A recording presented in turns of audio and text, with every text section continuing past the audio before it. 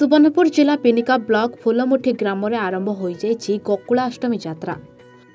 सप्ताह व्यापी हेबाकुथिबा एही पौराणिक नाटक विभिन्न आधार रे पौराणिक मतरे लीला यात्रा चलिथिबा बेले कमिटर समूह कलाकार माने निज निज भूमिका रे अवतीर्ण होई मंचरे तांकर नाट्य अभिनय करिसेंती। संध्या समय गोकुलाष्टमी यात्रा महोत्सव रे विशिष्ट अभिनेता गोकुलचंद्र पंडा कंस भूमिका रे अभिनय करुवा बेले कंस महाराजंक कला प्रदर्शन हजार हजार दर्शक मानकु आकर्षित करथिला। गोकुलाष्टमी यात्रा महोत्सव कंस दरबार को आनुष्ठानिक भाव में बिनिका थाना अधिकारी सारंगधर पाणिग्राही फिता काटी शुभ उद्घाटन करथिले। कारागार रे कृष्ण जन्म सहित वासुदेव कृष्ण को नहीं गोपपुर रे छाड़ी आसिबा दृश्य अभिनीत होइथिला। को लेकिन गोकुलाष्टमी फूलमुठी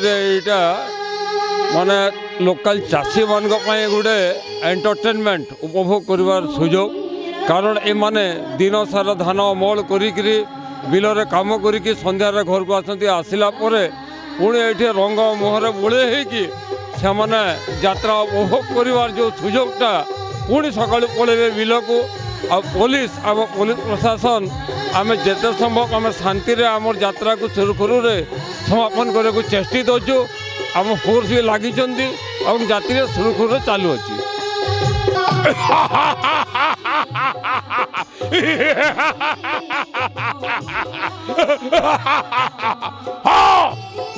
देवकीर अष्टम गर्भ संतान हो कालकंटक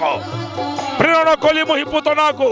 3 दिन दुग्ध पान चले शोषी नेला पुतनार प्राण कंस राक्षस स्मरण करिछि सिद्ध मंत्रे षणमल्लवीर प्रेरण करी मुहि मथुरार गोप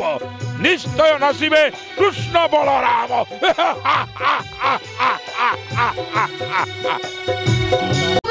आज आमर पहला रजनी और आज बिनका ऐसी जे थे आज आमर तार माने मुख्य अतिथि बाबा से फीता काटिले और इटा 5 दिन लगे चलवा और विभिन्न दिन विभिन्न कार्यक्रम होचे कलाकार माने आबे जोगेश जो आबे अर्चना पाड़ी आबे तापर जे हमर रोशन मुनिया आबे शंकर बेहरा आबे और प्रत्येक दिन विभिन्न कार्यक्रम माने इनो रहबा